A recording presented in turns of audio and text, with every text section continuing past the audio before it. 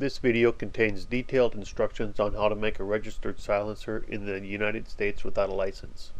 While the mechanics of making a silencer are the same no matter where you live, the legal aspects presented in this video only apply to the United States. The producer of this video assumes no liability for the content provided. This video does not contain legal advice. If you have questions, it is a good idea to contact a lawyer who is knowledgeable about firearm law. The ATF has links to firearms law on the internet. The ATF also responds to letters from residents who have questions regarding firearm laws. The Silencer Talk forum is an excellent place to learn more about making silencers of all kinds. Most states allow civilians to own or make silencers. California, Delaware, Hawaii, Iowa, Illinois, Massachusetts, Minnesota, New York, New Jersey, Rhode Island, and Vermont prohibit civilian silencer possession. You need to be a resident of a state that allows silencer possession to personally own a silencer. However, residency does not have to be the place where you live all the time or where you pay your taxes. Living part-time in a state that allows silencer possession may be enough for ATF approval to make or own a silencer.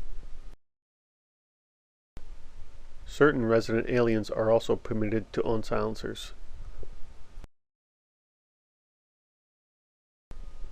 To buy a silencer or other Title II firearm like a machine gun, the ATF Form 4 is used to pay the $200 tax and obtain ATF authorization for the transfer. A similar form called the ATF Form 1 is used by those who make silencers. A $200 tax is paid on each silencer made unless it is being made for a government agency. The only way to make a silencer for personal use without paying the $200 tax on each is to obtain an FFL and pay the special occupational tax. While an unlimited number of silencers can be made when licensed, it is usually less expensive for the hobbyist to pay the $200 tax on each one and make them without the license. The required forms and fingerprint cards can be ordered from the ATF free of charge. You can also download and print out some of the required forms. Ensure the ATF Form 1 is printed out double-sided and in duplicate. If not, it will be rejected. You may want to print out an ATF Form 1 to follow along with the instructions on how to fill it out. Filling out the forms is simple, but if mistakes are made, the form will be sent back to you or transfer denied. Block 1. Put a check mark in tax paid. Block 2. Check individual unless you are using a trust or corporation to own the silencer. Block 3A. Enter trade name if used, otherwise not applicable. Block 3B. Your mailing address. The approved form will be mailed back to this address. You must use an address in a state that you actually reside in. It does not have to be your address used for tax purposes, but you must actually reside there at least part of the year. Block 3C. Your physical address if the address shown above in 3B is a P.O. box. Block 3D. Your county. Block 3E. Your telephone number. Block 4A. Your name and address. Use the name of the trust or corporation if using one to own the silencer. Block 4B. Fill in the word silencer as this is the legal term used by the U.S. government to define gun mufflers. Some people also use the word suppressor and report that it works also. Block 4C. Fill in the caliber of the silencer being made, for example 45 caliber or 9mm. This is not the bore size of the finished product, as you can make it any size you want. Block 4D. Fill in any model name you want. It is a good idea to use something that identifies what firearm it is intended to be used on. Block 4E. Barrel length is not applicable. Block 4F. Silencer length. Some people have reported that leaving this blank resulted in the form being returned to them to fix. I used to fill in NA as I do not really know the exact length of my silencer until I am done, but I hear that some examiners are rejecting forms that have NA in that spot. If you fill in a length, it is okay to make the silencer a bit shorter, but do not make it longer than the length specified.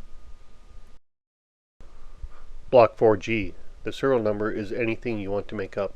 Many people use their initials and a number. Block 4H. This is where you fill in the data that is engraved on the silencer. It needs to be your name, city, state, and serial number at a minimum. Most people also include the model number on the silencer, but you do not have to write it here. Block 4I.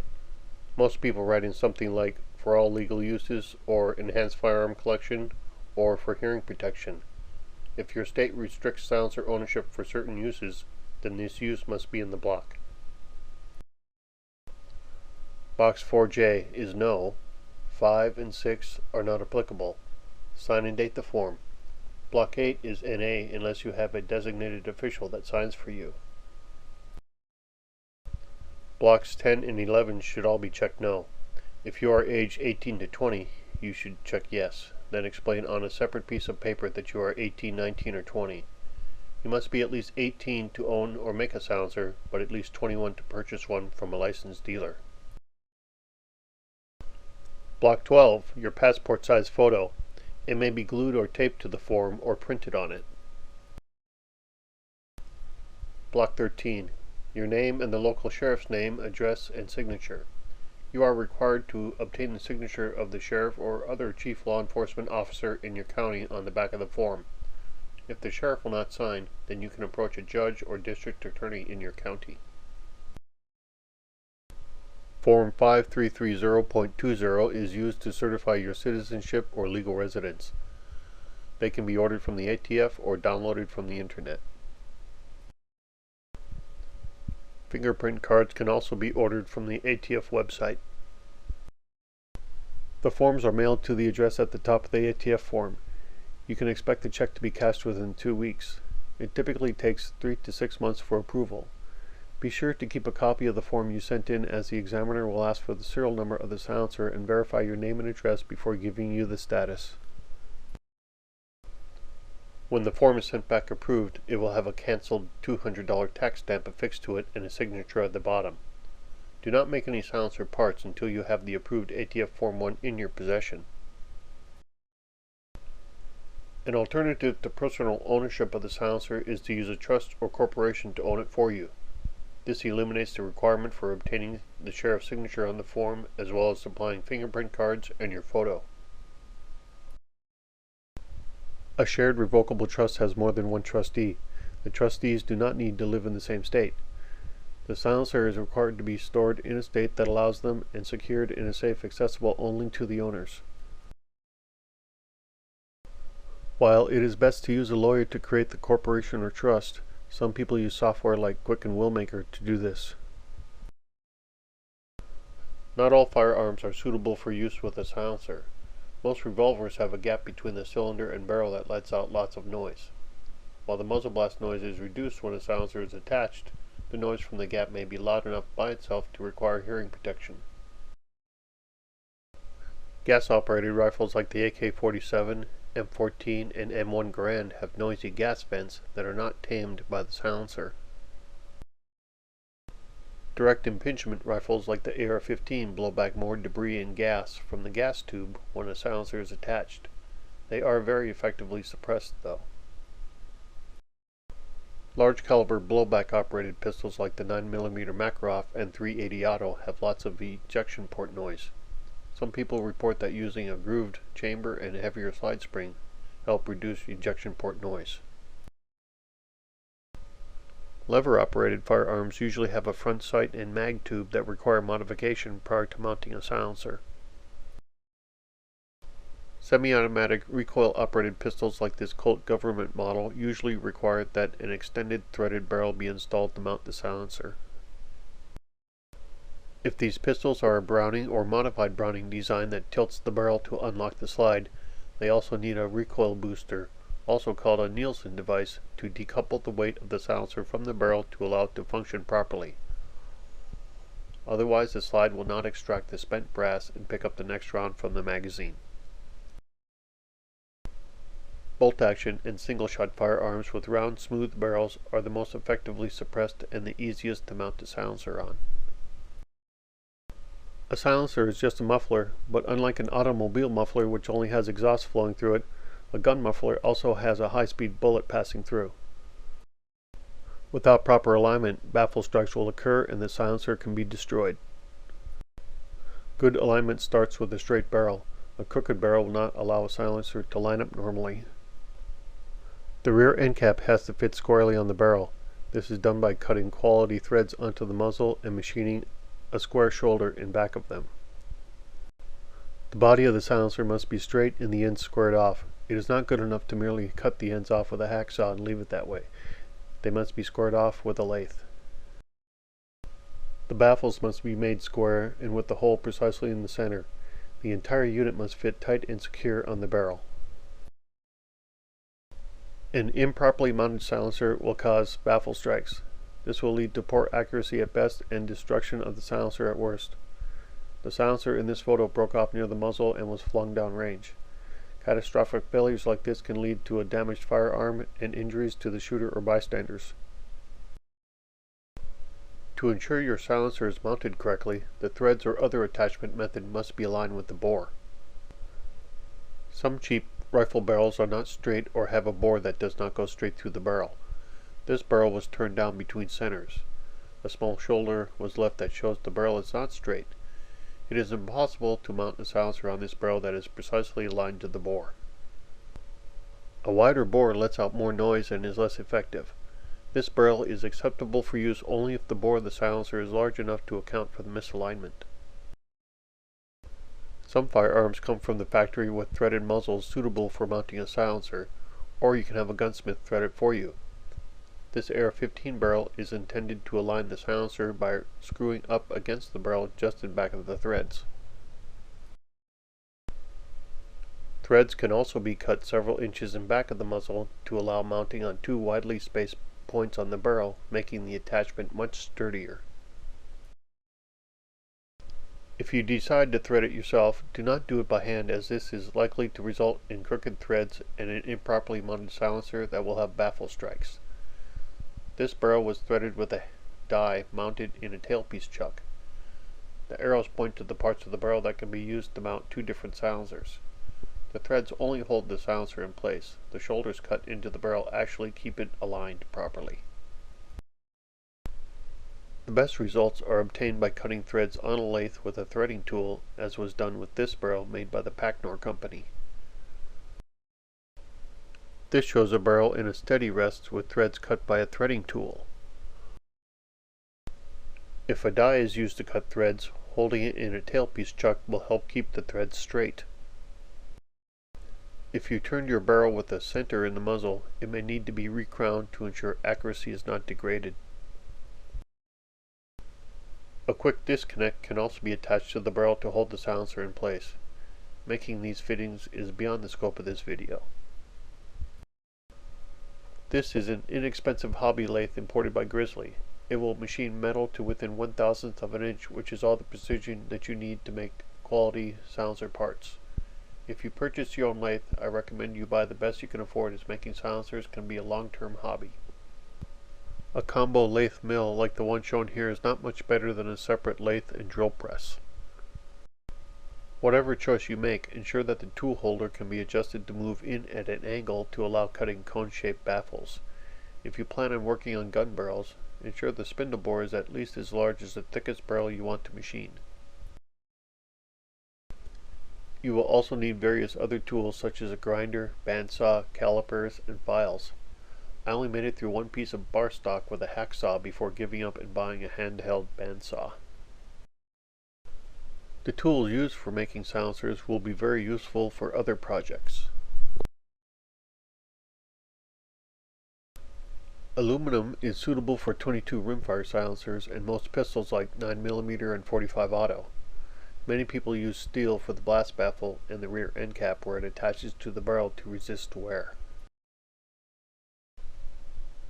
Aluminum is less expensive and much easier for the beginner to machine than steel. It is also durable enough for the less powerful guns like the SSK Whisper series of cartridges and most pistol cartridges. Tougher metals such as 4130 steel and the 300 series stainless steels are required for the higher powered rifles like 223 and 308. While you are waiting the 3 to 6 months for ATF approval, you have ample time to figure out how to make the pieces on the lathe. This design is one of the most common. It mounts on the barrel using threads or an adapter. It indexes on the muzzle or on a shoulder machined into the barrel. The 2-point mount is sturdier, but usually only used on bolt-action or single-shot rifles that do not have a high rate of fire, as covering the barrel can cause it to heat up faster. This design requires that the barrel be very straight, or else the silencer will not be aligned well to the bore. Volume and length are important factors. Enough volume is needed to allow the gunpowder gases to expand and cool. Given the same volume, long and thin is usually more effective than short and wide. A longer silencer requires better alignment to ensure that there are no baffle strikes. No silencer is perfectly aligned to the barrel, but the better you mount the silencer, the smaller you can make the silencer bore. A smaller bore means less noise will be allowed out. This is one reason why small 22 caliber silencers are less noisy than 50 caliber silencers. The other reason is a smaller powder charge. A good silencer starts with straight tubing. While thick tubing that is not straight can be bored out and turned down to make it straight, it is easiest to start with a piece of straight tubing. Check the tubing with the dial indicator to ensure it is straight. Good quality tubing is usually straight to within 0.010 of an inch. Cut the tubing to the required length and square it off using a steady rest. The rear end cap is the part that aligns the silencer to the barrel. Many silencers thread on and butt up against the barrel just in back of the muzzle threads. This drawing shows the end cap mating with the barrel in back of the threads, and also on the barrel in front of the threads. This end cap will be welded to a tube for a 308 Winchester silencer. First, the bar stock is turned down to be a snug fit on the end of the tube. The portion that is threaded is turned down to about 3/4 of an inch. The end cap is cut off of the bar stock and the back squared off. A hole is drilled in the end cap, then centered with a reamer or tool bit. The hole is threaded with a 5/8 24 tap held by a tailpiece chuck. It is finished by machining out an area that will mate with the barrel just in back of the muzzle threads. Threads smaller than 1 inch are easily made with tap and dies. This is a 22 long rifle silencer with 15/16 32-inch threads. Larger threads, such as the ones on this 2-inch wide 50 caliber silencer, are made with a threading tool on the lathe. There are many types of baffles suitable for use in a silencer. Some are easier to make than others, while those that are more complicated can provide better suppression. The simplest baffle is the flat type. It can even be a washer. Some people use a ball bearing to push out the inner portion of the washer to form a partial cone. Cone baffles are usually cut from bar stock. They can also be pressed from sheet metal using a die set. They are much more effective than flat baffles, as they cause much more turbulence in the silencer. K baffles are shaped like the letter K. They may not be as strong as cone baffles of the same weight. They are normally stacked on top of each other without using spacers to separate them. Spacers are used to separate cone and flat baffles. They are usually just smaller pieces of tubing cut down to size. Making a baffle is like carving a statue. Just cut away the parts that do not look like a baffle. Easier said than done. Start with a piece of bar stock. Turn down the outside to about 2 to 5 thousandths less than tubing ID and square off the end. Drill a hole through the bar stock slightly smaller than final bore diameter. Since a drill bit rarely makes a perfectly centered hole, you should follow up with a reamer or tool bit to widen and center the hole in the bar stock. Adjust the tool holder to 30 degrees and shape the exterior of the cone. Cut a step into the cone if desired. There can be any number of steps cut in. The steps will increase turbulence and suppress better. Cut the baffle from the bar stock. Place the baffle into the chuck and square off the back. Remove metal from the interior with a tool bit. Finish machining the interior of the cone by using a 60-degree reamer or tool bit set at 30 degrees. The arrows point to the areas that need to be perfectly square to ensure the baffle sits straight in the tube. Here's the process on a lathe. I start by squaring off the end, then turning the bar stock down to snugly fit the inside of the tube. Drill a hole in the stock slightly under final desired size, then finish with a reamer or tool bit to widen and center. Cut the exterior of the cone. I remove metal initially using a large drill bit.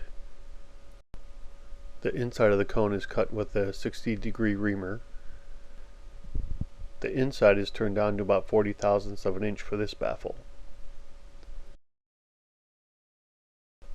The K-baffle starts with machining the skirt exterior to 60 degrees and squaring off the end. A hole is drilled through, then the inside of the baffle is turned down to about 40 thousandths of an inch. The baffle is cut from the bar stock and put in the chuck to machine the front. K-baffles must have ports cut into them to create the turbulence that makes them effective on high-pressure applications. The ports vary in size, shape, and location, but there is normally a scoop cut into the front and 1 or 2 ports in the skirt. Many silencer makers use a bore that is 30 to 80 thousandths larger than bullet diameter. Baffles near the muzzle can have a smaller bore, while those further downstream may need to have a larger bore to ensure that there are not baffle strikes caused by possible misalignment. Spacers can be cut from tubing or bar stock. I typically make them 20 to 50 thousandths thick by doing inside and outside cutting. A 22 long rifle spacer can be very thin, while those used for higher powered firearms need to be much thicker. This 308 Winchester silencer has a step cone blast baffle, 5 K-baffles, followed by 2 smaller cone baffles. The spacer holds the blast baffle away from the muzzle and protects the blast chamber. This drawing shows the arrangement of the parts. I press the parts together inside of the tube as hard as possible by hand when assembling for welding the end caps in place. This is the silencer after welding the end caps. The tubing was turned down from 65 thousandths to 50 thousandths after the blast chamber to reduce weight. The weld beads were also ground and cut flush to the tube. An unengraved or improperly engraved silencer is the same thing as an illegal unregistered silencer. It is very important to engrave the silencer as soon as it is made. Engrave it with the information contained in block 4H.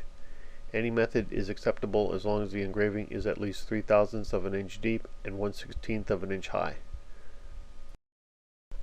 Here is how I determine whether or not a silencer is properly aligned to the bore of the barrel. I simply look straight down the barrel. If the silencer is a short one, I will not be able to see the end cap. By tilting the barrel up and down it or to the sides, I can get an idea if the silencer is canted one way or the other. If I am able to see one side of the end cap, then I know it is too misaligned to safely shoot. If the silencer is a long one, I will be able to see the end cap hole. If it appears to be evenly in front of the muzzle, then it should be aligned properly. The barrel and silencer assembly can also be put on a lathe to check for runout using a dial indicator. Unfortunately, the metal inert gas process I used did not penetrate enough to make a strong weld after the tube wall was machined down. The second shot through the silencer broke the weld and sent the parts up to 80 yards down range. The weld was only about 10 to 20 thousandths deep and did not penetrate to the inside of the end cap as I had hoped. This was due to my inexperience with the MIG welding process. The parts were recovered and the end caps re-welded with a TIG welder. The TIG welds are strong enough to ensure the cap remains in place. I also plug welded one of the cone baffles next to the end cap. This should not be necessary for a properly welded cap. It is also possible to penetrate too deep if excessive heat is used. This is a 17 caliber silencer with 35 thousandths tubing. A hole was melted in the side of the end cap due to excessive voltage on the wire feed welder used. The hole was repaired by using a consumable insert and welding over it. The finish is rough, but the silencer works well. It is important that you make your silencer right the first time, as you cannot replace parts if they are damaged or if you are simply not satisfied with their performance. While repairs can be made, they are limited to those that do not result in lengthening the tube, changing the bore size, or parts replacement unless another $200 tax is paid. Remember, each tax stamp only allows you to make one silencer. A silencer is one of the nicest accessories a person can attach to their firearm. Be safe and have fun.